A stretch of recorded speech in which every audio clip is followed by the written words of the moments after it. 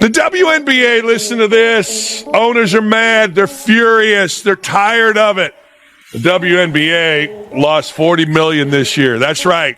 They lost $40 million. Now, I just want you to think about it. No matter how great you were as a player, Cheryl Swoops, there is no woman who should negate mentioning Caitlin Clark and what Caitlin Clark is doing for the game. I know the Monica McNutts and others were getting very, very frustrated at all of the buzz that was going in her direction, not to hate on Caitlin Clark in any way, because I'm sure Monica McNutt does not feel that way. She just knows that there were people on the ground pounding the pavement that were doing so much for women's basketball everywhere that deserved their praise. Experts are slamming Caitlin Clark following news of her departure from the WNBA.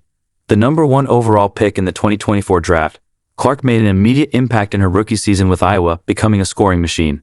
Averaging 19.2 points, leading the league with 8.4 assists, and grabbing 5.7 rebounds per game, she also set 11 new league records. Yet, despite those impressive stats, her Rookie of the Year win wasn't entirely unanimous. Out of 67 panel members, 66 voted for her, while 1 vote went to Angel Reese from the Chicago Sky. There was 1 vote for Angel Reese, everybody else for Caitlin Clark.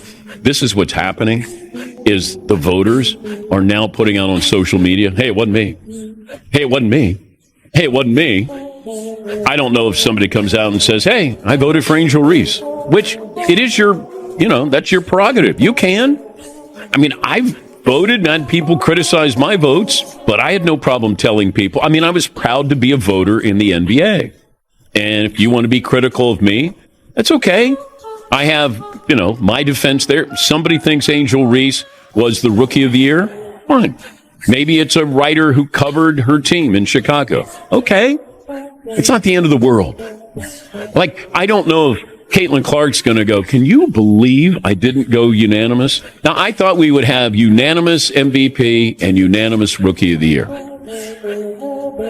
You got that with Asia Wilson, but Caitlin Clark all but won, and I don't think it's going to ruin her summer. I don't. But it feels like all these voters are like, wasn't me.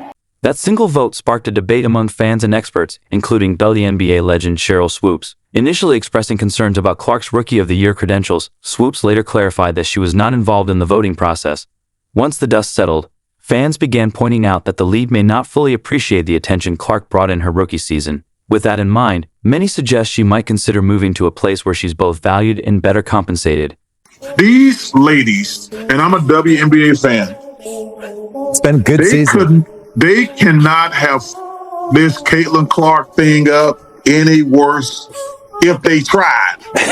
If you got people in a room, if you got a bunch of dudes in a room and says, let's the WNBA, we couldn't have came up a master plan what these women have done.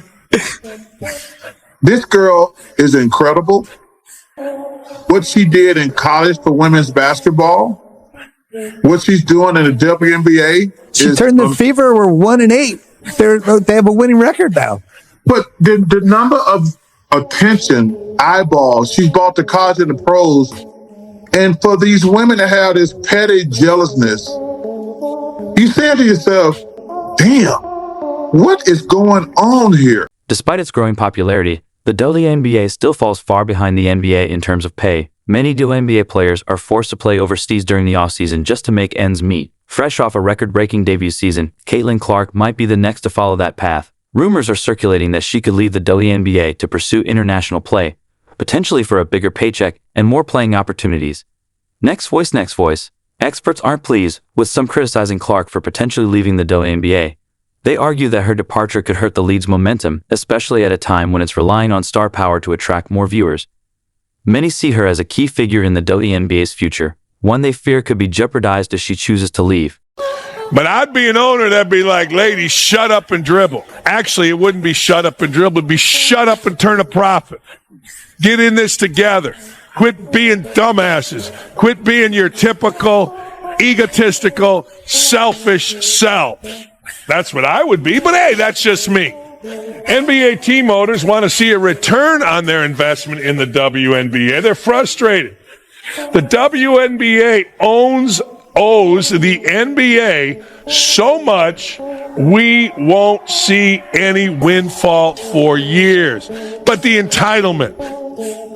Think about this, ladies. Do you want equal treatment or do you want equal but special treatment? Now, we all know the answer to that. The great show 30 Rock talks about that when they eliminate DEI and Tracy Jordan has to be treated like everybody else. He's like, no.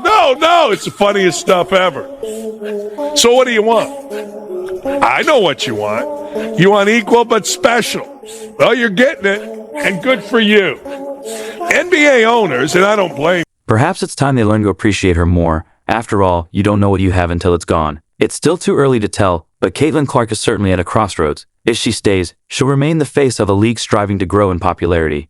But if she leaves, she'll be following the path of other top talents who've sought better financial opportunities overseas. WNBA season ending for many teams, there are already so many players heading overseas to play during the off-season. But with all of the drama currently surrounding the WNBA, on top of the low-paying salaries, some of these players are questioning if they'll even return. During her exit interview, Storm player Gabby Williams warned the WNBA, if you want to keep international players, you need to do better. So here's what she had to say. The W thinks that they don't have to pay us more in order for us to be here.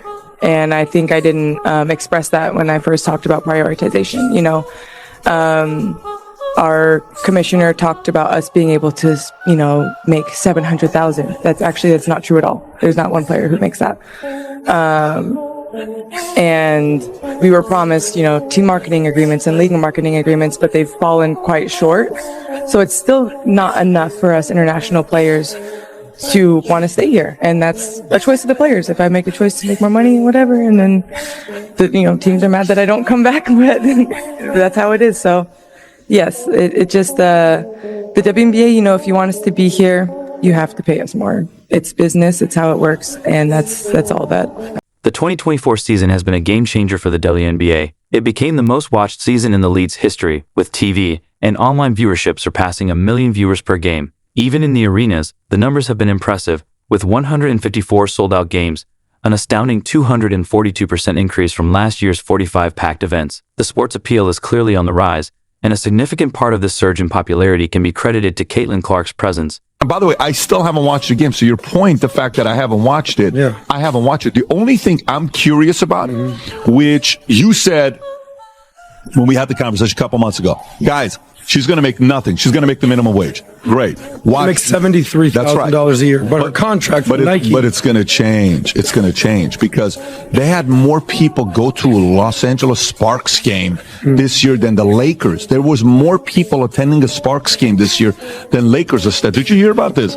When you get people butts in seats, pay for people changes, cash flow changes. So you're right. But there's one thing that she does that's duplicatable. Okay. So check this out. To me, it's not just shoots the ball. Who's the most, who in the last 10 years, let's not even say 10 years. What year are we? 2024? In the 2010 to 2019, that decade, okay, who was the most exciting player to watch in the NBA? And what decade was it? From 2010-11 till 2020. LeBron. Who was the most exciting player? Kobe Bryant. Kobe or LeBron? You know who I would say to me number one? For 2010? Exciting? Steph Curry. Oh, right. Yeah, Steph Curry. Let me tell you. Honestly, I'm telling you, because Steph was doing something that seemed impossible. LeBron is 6'8", 260. You're like, okay, that makes sense. Are you telling me this guy's shooting the ball, turning around and walking off? What is this all about? He did it in the All-Star game and he walks up, and then Nick Young tried to do it and it didn't go in. I think John Wall tried to do it. He couldn't go. PBD, I never cut you. I'm going to cut you off. You see what you just did there? What? You just named 6 NBA players without even thinking about it. Yeah. John Wall did this, and then Nick Young did this, Swaggy P. What I'm saying to you is, I'm making the case study of Caitlin. He's relatable. Tiger. And all I'm saying to you is you related to Tiger military, like military daddy. Like, okay, you related to like, oh, are you kidding me? You're not supposed to be this big person that can, this is that duplicatable. And then you're diselectrifying. No, within 3, 6, 12 months, we're going to see if this is just a fluke or if it's real or not. Thank you. Yeah, I'm with you. Okay. We're 100% on the same page there. I'm with you 100%. But the WNBA's momentum isn't just a U.S. story. This year, the league made a major global move, announcing 3 new expansion teams, including its first international team set to debut in Toronto in 2026. League Commissioner Kathy Engelbert has ambitious plans for a global platform, aiming to attract the best players from around the world. However, the league's growth faces some challenges, particularly around player pay. WNBA salaries have long been a point of contention, especially when compared to international opportunities. In 2018, NBA players were earning an average of $6.2 million, with stars like Steph Curry bringing in $37.5 million annually. To me, that they haven't turned a profit. When they do, they deserve a bigger share of the basketball-related income. And we've seen it in our game, and it's made, obviously, both sides really happy and healthy. So I'm a big fan of WNBA. I like watching those games since the onset of coming into the league. But I think that they'll get it done, and I hope they do, and I'm sure they'll get a fair deal because they deserve one. And I agree with Nneka Ogwumike. Look, it's not just about business. It is about the kind of world we want to live in. And whether they're making money or not, we've got to find a way to promote women's sports so that they get a chance to be in the public eye, so they get a chance to make a profit. The NBA makes plenty of money. Let's put more money into it. Let's treat these athletes as the elite athletes they are. I'm with her all the way. And I think the NBA will at least come a long way toward what they want. Things have improved slightly since then. The 2024 maximum salary is now $24,988. But the minimum for rookies remains just $64,500, increasing to $76,535 after 3 years. It's easy to see why many players are looking overseas, where top American stars can earn significantly more. For instance, while the average salary in Russia's Women's Basketball Premier League ranges from $80,000 to $140,000, American imports often see paychecks between $500,000 and $1.5 million. This pay gap isn't just theoretical. It has influenced past decisions. In 2015, WNBA legend Diana Taurasi famously sat out an entire season because her Russian team offered her a $1.5 million deal she simply couldn't refuse. So it's hard to fault Caitlin Clark as she opts for a substantial pay raise by playing abroad. From the sounds of this interview, it seems like she's probably going to make more money overseas in EuroLeague than she did during this WNBA season. Now, Gabby Williams is a player who came on my radar during the Olympics. She played for Team France, and this past season she played for the Seattle Storm. Now, it's not out of the norm for WNBA players to play during the regular season and then during their off-season play overseas. This is something that has been happening for like the entirety of the WNBA. It even went as far as to 1 year in 2015, Diana Taurasi played in Russia and did not play in the WNBA. And it was never outright stated that she didn't play in the WNBA because Russia basically put that in their contract, that if she went there, she couldn't play.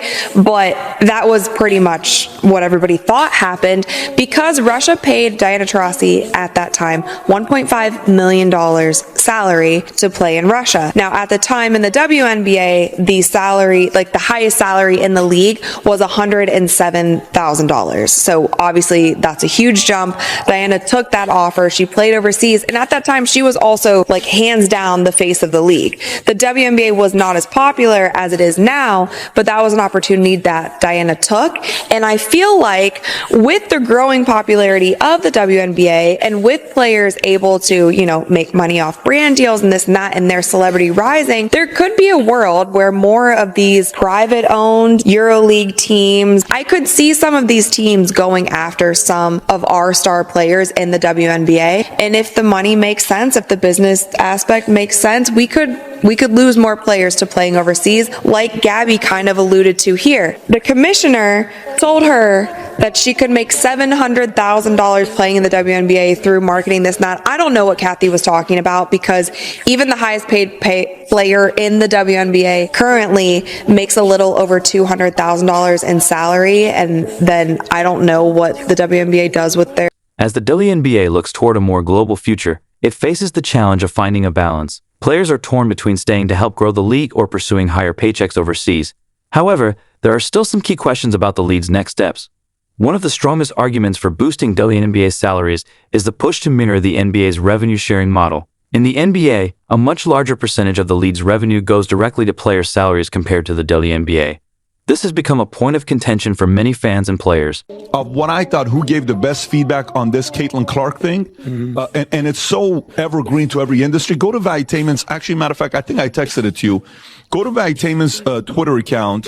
If you can go to Vaitainment's Twitter account and find, you got to go down a minute to, right there, right, the clip. Oh, shit. Matt Barnes? You scroll back. You did, okay. Matt Barnes? Matt Barnes. Watch what he says here. Watch what he says. Rewind a little bit and play it. Hot topic going on right now. Caitlin Clark says she got cheap shotted against the sky. I mean, throughout the season, she's been getting beat up. Hard screens, elbows, knocked down. It is what it is. She's not the first. She won't be the last. My issue and my question is, where the fuck are her teammates at? Yes. Where y'all at? Where the rest of the Indiana Fever at? I've seen a couple girls smirk when she's got knocked down, half-assed to pick her up. Like, y'all supposed to protect the asset, protect the star. And all this is a team. She's the star. You always protect your star. I was someone who protected the star. That's right. Fucking Kobe, CP, Blake, list goes on. It's going to be a problem. I love it. Yeah, he was. And you wonder why you sit at the bottom of the league right now is because y'all don't protect each calls other, out the man. coaches. Coach don't do shit about it. Players don't do shit about it. Y'all should be ashamed of it. But the rest of the league is going to continue to test her. And that's what they're Best supposed to do. clip I've seen from everybody was Matt Barnes. Good for you. Good job, I'm with you. Yeah, I agree. He also protects his wife. Didn't he drive 2 hours one night to beat the crap out of Derek Fisher? Oh. He also protects his wife. You had to, Tom. That's my boy. Speaking of protecting Kobe, his most famous play ever was the inbounds play where he tried to pump fake Kobe. Let me just say a few things. I'm going to rattle it off. You know when a club opens, believe me, I know about the club scene in Miami. When a club opens up in Miami, you know the best time that everyone says is the first few months. Oh my God, the newest club, it's open.